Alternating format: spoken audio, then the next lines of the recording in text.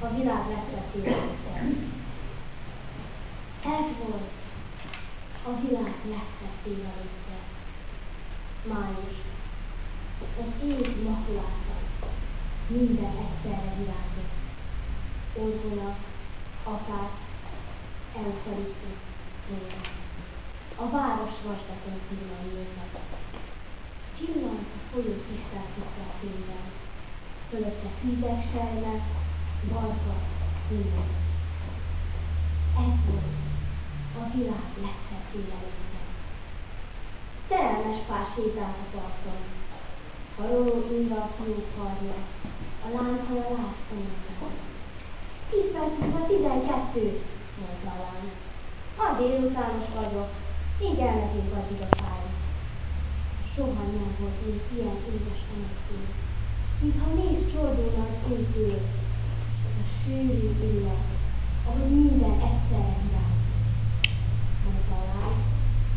A fiú nem szólt semmit, csak egy kicsit szorosabban ölelte, és még elmentek a divatára. Tele volt minden ága virággal. Álltak a virágboltban. Fiú karja a lány derekán, a lány fejjel nyújtál. Mi kapsz ezt? Súgta a lány, és nedves volt a fejka.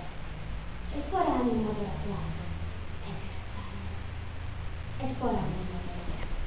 Messze egy ezüstszárnyú dolgozó, és nedves ajkal fiú fülőbe súgta.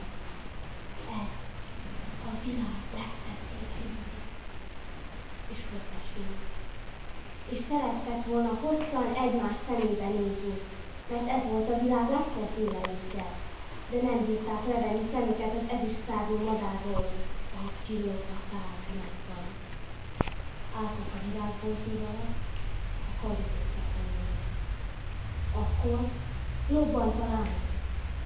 Egy bomba nyílt a föld fölött, óriási járni, hamottiták a csendben. Két színadikon kicsi színszál villanyozzák nyilván, mielőtt a harangos emléket érdekelni, semmiben, ahol görnyelták. Kigyes, így van. Kezed felé, kezed hajad felé, kezed hajad szemed felé, kezed hajad szemed szoknyád felé. Mit kapcsolok? Mindegyek kérlek. Hol bosszus hangosan, hol felcsóvál a némán. Virág, éppen felére, simogatva a szokás, ahol mások teszik. Miért kapkodva, csillogó szemekkel, és miért nevetek hozzá? Szemtelenség.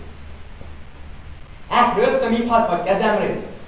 Pityfam, ne hagyj itt, inkább megmondom, várj. Füledbe sokan. Majd félretek minden. Kezed hajad felé, kezed hajad szemed felé, kezed hajad szemed szoknyád felé. Mi kapkod így? Hát mégsem teszed be. Mi kapkod így? Hát még mindig nem tudod. Egy így bosszus arccal próbálod elhárítani akkor is, hajad szemed szoknyád lefonta.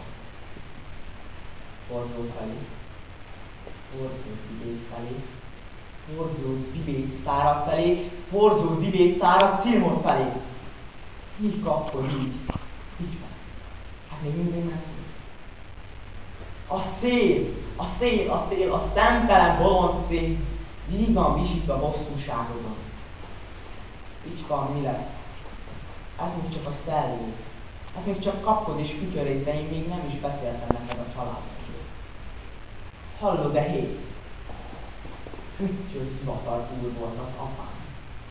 Anyám az híres Arkansas tájfun. Tölcséres vitaras sókoló. Így van behel. Kavarodtál-e már szíveszva? Alérva. Felhívett íróforduló kérdezett. Na jobb lesz, ha nem üssz a kezembe.